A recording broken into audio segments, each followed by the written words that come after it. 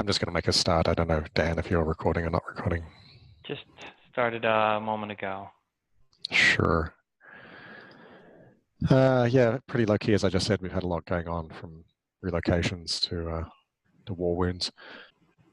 A couple of things which have happened throughout the month. We now have 18.3 database out, and on a couple of platforms, and then Instant Client is available on those same platforms, Linux and Solaris Spark, Solaris x86. Standard package layout, nothing really changed there. One day we may do some rejigging there, but not for this release. You may be asking when everything else is coming out. There's this support note which has lists, not totally up to date to my satisfaction, but it does say that Windows is coming out in August.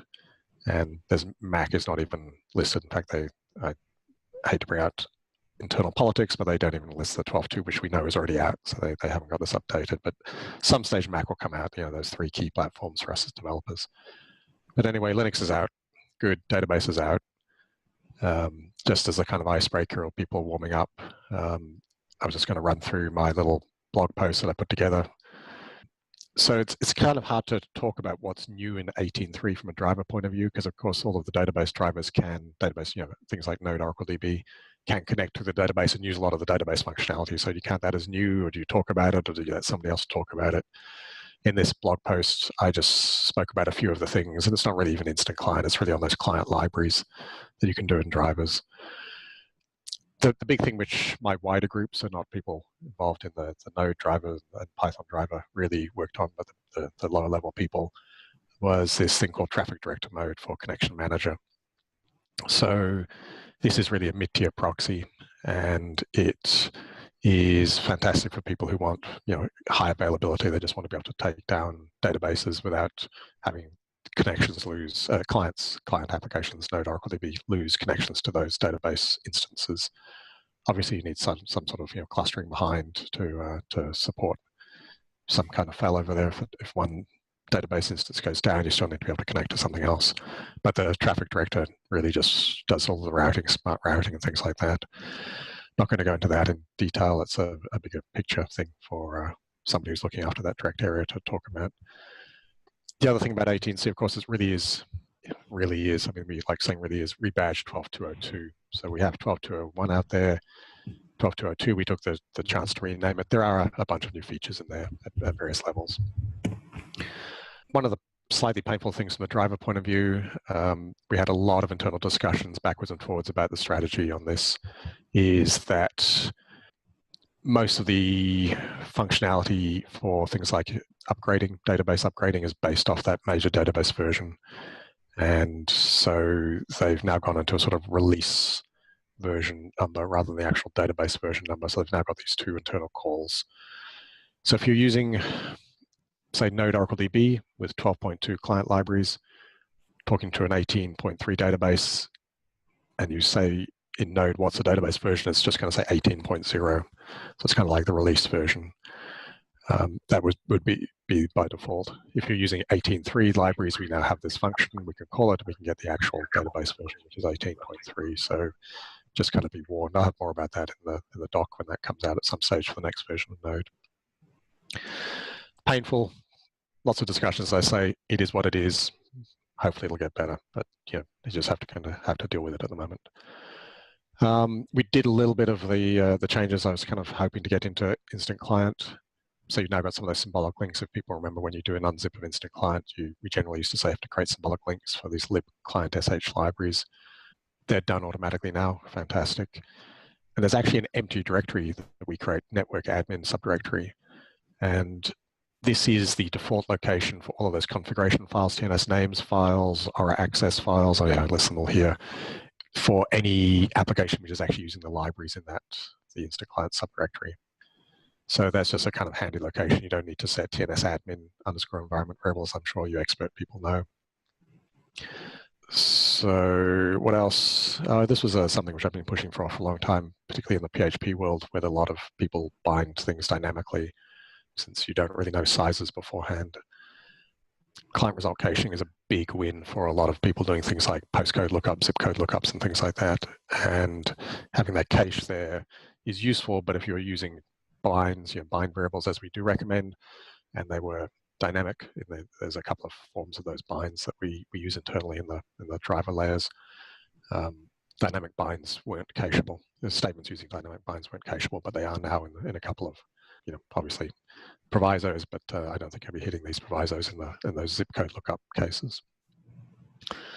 This one I've yet to see in practice because it's one of those things which is just going to resolve, so it's hard to prove that it doesn't work. Quite often you get sort of odd errors if you're using, sorry, I was just checking the chat. Thanks, Anthony, for posting that. Not quite often, but it was one of those little gotchas that if you were installing Oracle, trying to run Node Oracle DB, any of those applications on some non-slightly standard systems where you hadn't quite configured the network, or you're in a cloud environment where it had some lockdown network or something like that, Oracle needs to create some unique IDs for the clients, and some layers would fail. You get an error, basically you couldn't start your program. And then you'd had some little workarounds. You'd go and set etc. hosts. You could set odd environment variables and create hack files, which works in some places where you couldn't edit this file. But they've kind of done some improvements in this area. So I think you may still see the error in some cases, but hopefully not as common. So basically, just do what I mean, just work out of the box. Call timeout parameter. So this is a kind of interesting one. I think in the Node environment, we may still see people use their own sort of set timeout and do it at that level, but certainly for other applications, anything else which is using Python, anything else which is using OCI, such as Python, PHPs, whatever else that we actually expose this through, could take advantage of this timeout and basically break the statement. So it's basically just a time, you just set one option, time value, milliseconds, done. There is if the timeout expires and the database hasn't got back to the client, then client's just going to say, okay, give an error back to the application. It's going to have to do a cleanup of that connection across to the database, and that may or may not fail. If the network is just totally dead, then that cleanup isn't really possible. So you're going to get kind of two classes of error back: one where the connection is unusable, and the other where the connection is usable, and you can just go on and do any other operation that you want to do on that connection. So how does this bear into Node Oracle DB? Well, we are exposing this through into Node Oracle DB. So in the 3.0 release, you will see this come out as one extra attribute. Anthony and Dan have been sort of discussing how to expose this, how to make it easy. It looks like it's just going to be one settable on the connection. We have in Oracle this sort of execute phase and the fetch phase, and we need this timeout to apply to both. So this is a little bit of complexity there with the way the callbacks work and whether things are still in effect. So I think we're just pretty much going to set this on the connect, and do we end up setting it on the execute, Anthony? Nope, just connection. That's just it. A connection, that's right, yeah. It'll then affect every operation that takes place, including fetches and log reads and writes and the whole thing. Mm-hmm. Mm-hmm. Yeah. Cool.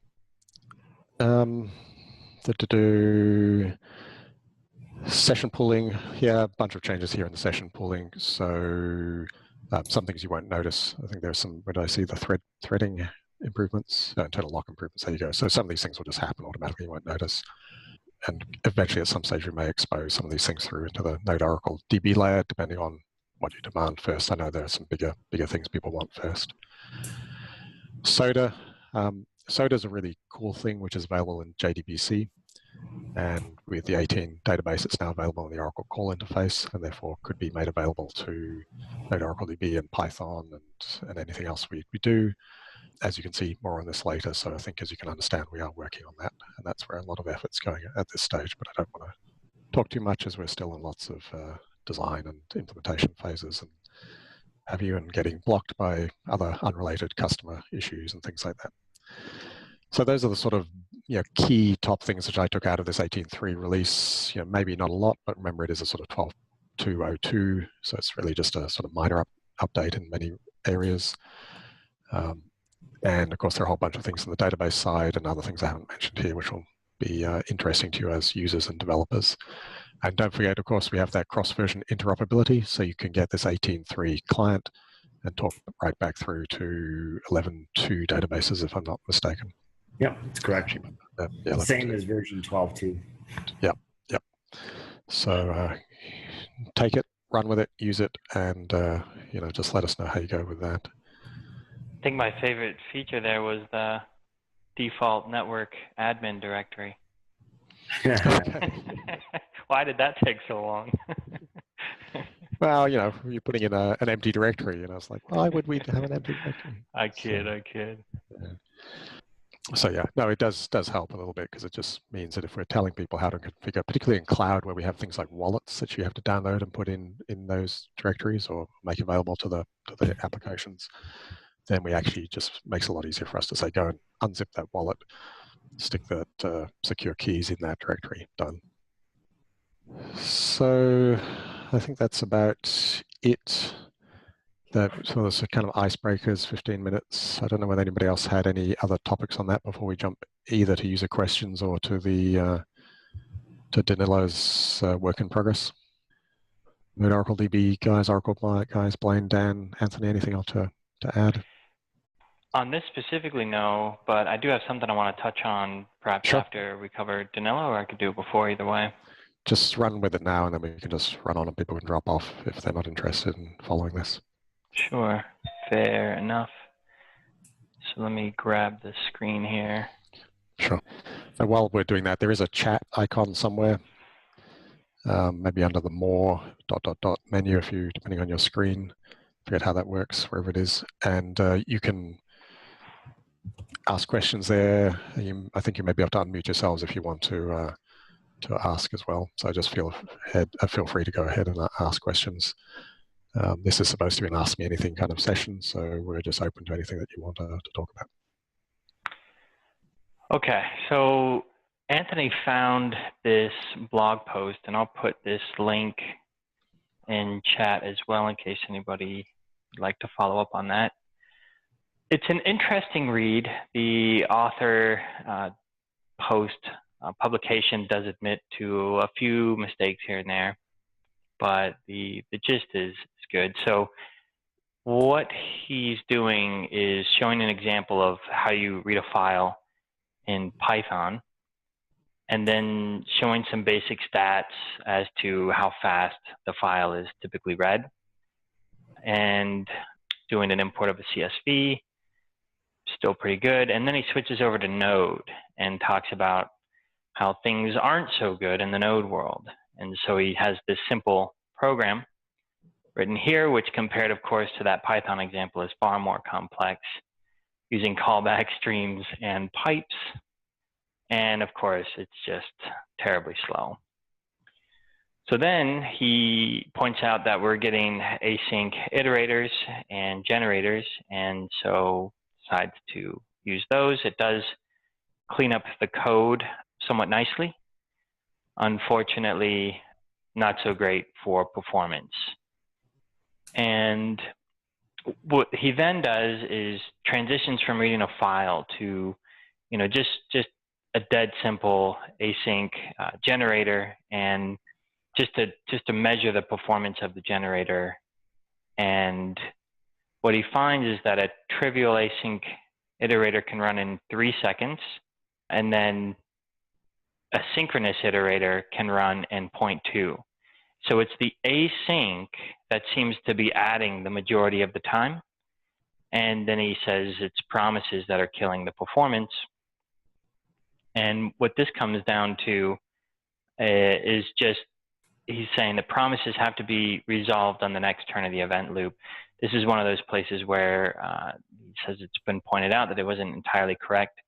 I actually have a slide here that I've used in a previous presentation, and you can see that there's these queues, sort of buckets for callbacks that need to get executed. So set timeout and set interval, we'll stick them in this queue, and a lot of your I/O callbacks are in this queue, and set immediate is here, and then there's a couple others that are used. And what's interesting is that in between each of these phases, these main phases, you see both a blue and a yellow box. That's because there's yet another queue for next tick and promises that can be executed at those times. So what I did is wrote a little application, and I populated a table called test user table. And I populated it with 1,000,000 rows, and then I ran a test starting, the idea here is I'm going into a while loop, and I'm using a result set, and I'm making a call to get rows.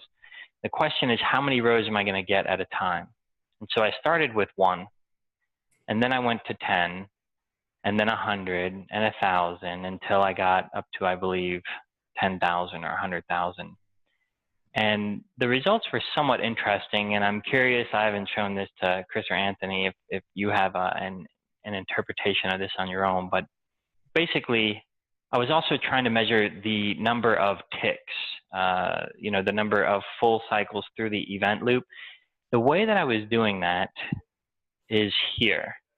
And so knowing that set immediate is going to schedule a callback into this check phase here, I just kind of recursively plant another callback. You know, as I invoke count ticks, I use set immediate to call it again. And then I just count as many times I'm doing that. So what I ended up getting when I was getting 1 row at a time was 48 million iterations through the event loop, and the total time in milliseconds was 117. If I bump that up to 10 rows, then this drops, the number of ticks drops quite a bit, as does the time. At 100 rows, we're getting pretty quick here.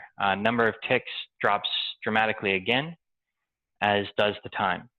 At 1,000, the drop was not as big, and in fact, as you'll see, once I went beyond 1,000, at one point we even went up. So number of ticks couldn't get any lower, and the time stayed about the same as well. Did you check your array size? Check my array size. Fetch array size. Fetch array size, no, I haven't gotten that far. This is all very preliminary and just kind of showing this maybe even a little too early. So I was using default fetch array size, which is 100. For all of those. Yeah, so then you'll see that everything goes great until you get to about 100. If you change your fetch size to 1,000, you'll probably get an improvement again. Okay, yeah, that's interesting. I'll definitely have to play with that for next time. I think what's interesting about, you know, this blog post, the author is talking about reading a file and how fast you can read a file.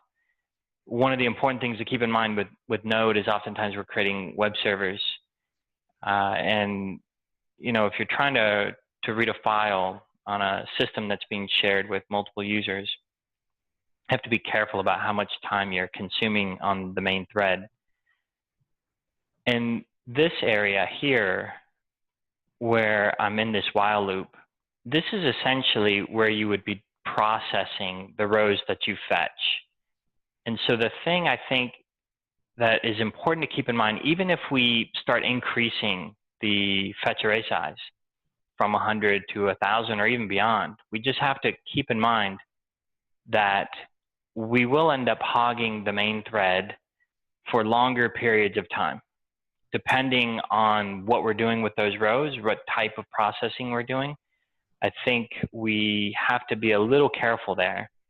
But if you're going to take anything away from this, I think it would be don't use really small get row counts, but find the magic number. Obviously, getting larger and larger isn't the solution either, but finding the sweet spot is really what you want to do. And of course, just don't hog that main thread for too long, depending on what you're doing if you are on a multi-user application. Any other thoughts on that? Not particularly. I mean, I think nextticks is kind of interesting, but it's obviously a system level thing, as you indicated, and people really do need to be testing at a system level with the load that they're expecting in production to work out whether application is going to scale or not. We've seen that time and time again with all sorts of Oracle applications.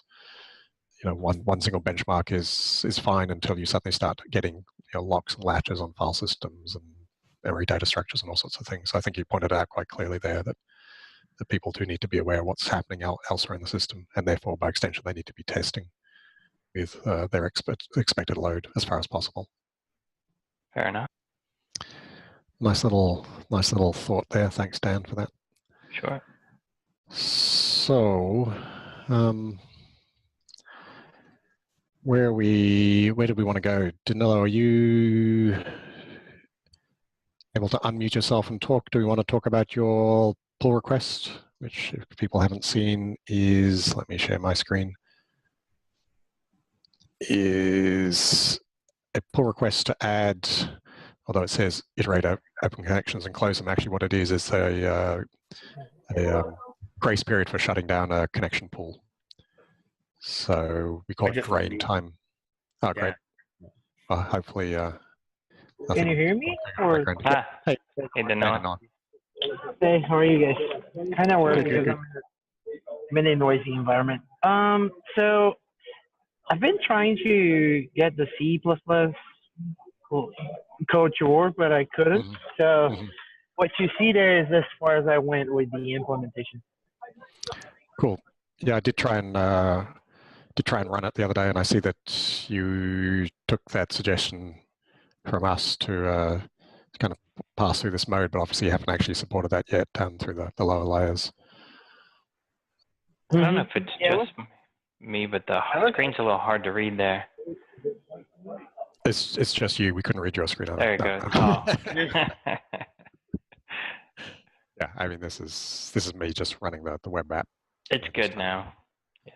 Trying to on a Signal. This is web app.js, which is one of our sample programs. So I was just trying to close the pool at when it was interrupted. It should be a kind of standard thing to do, that when somebody interrupts the app, you want to close the pool so that connections to the database get cleanly closed and don't hang around for a little bit. So I was hoping that, Danilo, I was hoping that I could convince Anthony to send you some code, and I know he has good intentions too, but he's been quite busy with other stuff. Anthony, do you want to just talk about briefly where maybe Danilo could go with hooking this up in the C layer? Do we have an example that I can pop up to show, or do you want to share screen or something like that? Basically, all of the methods in there, like execute, for example, they call process options. So they will acquire values from the options object that's passed in.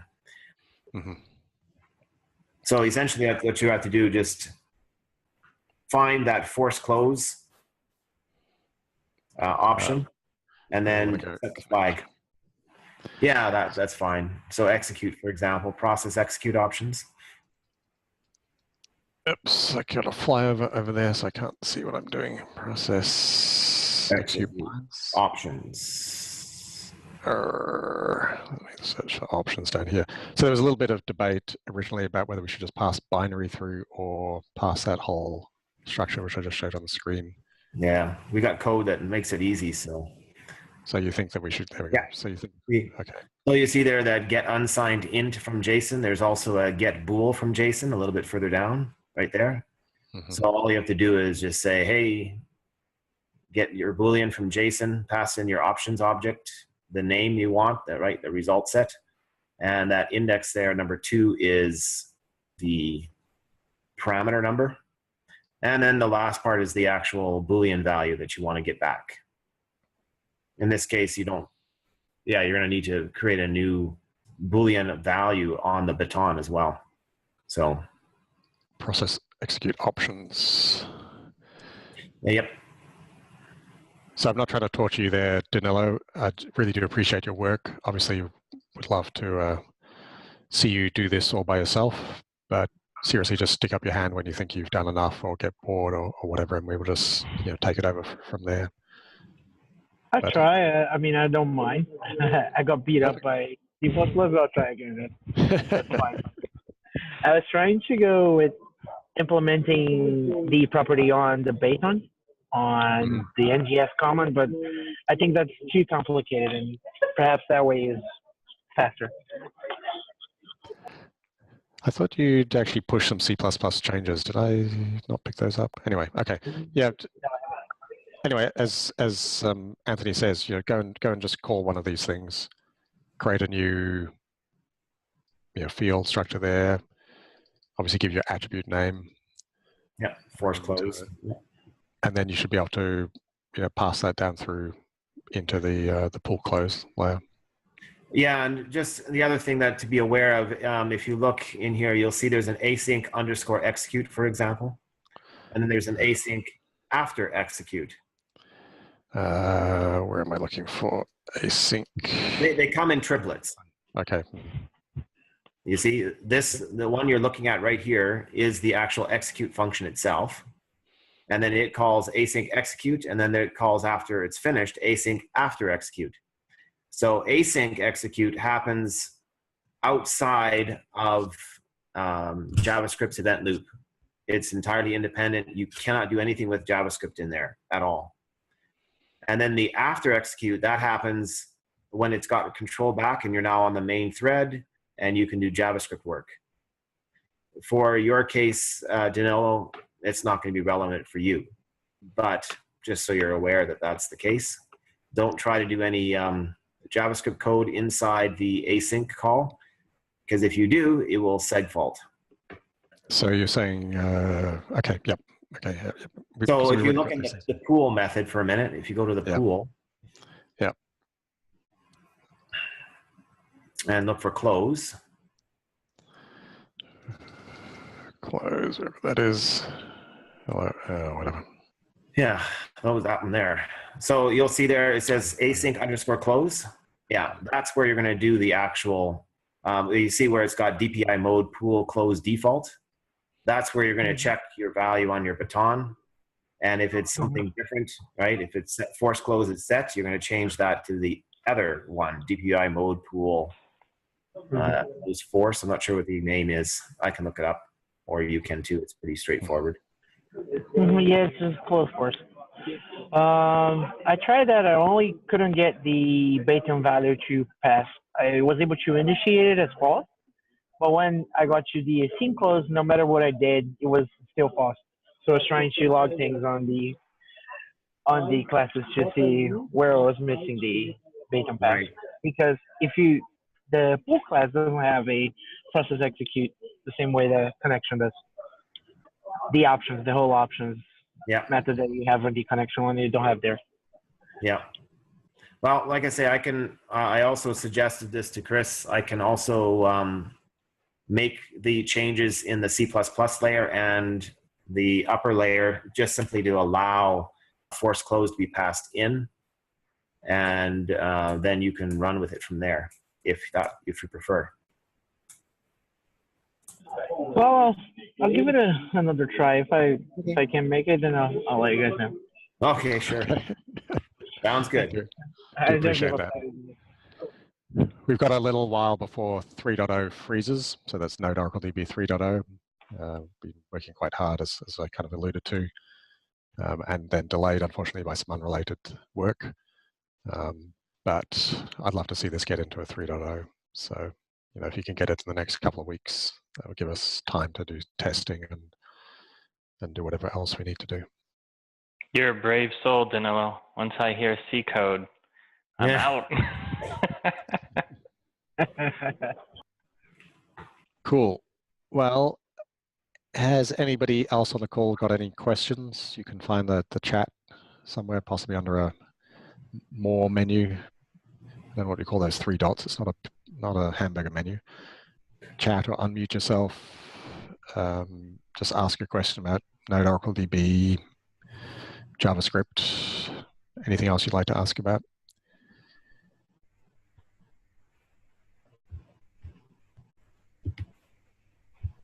Anything you want to tell us about, any interesting stories? We're always looking for understanding how users are using products, especially in this space where it's open source and you just download it and don't need to tell us about it. It does help us with getting resources and knowing what's important. So if you have anything to say, please just chat, let us know.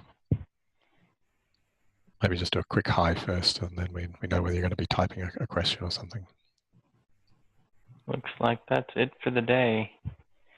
Driver must be perfect. 0 issues.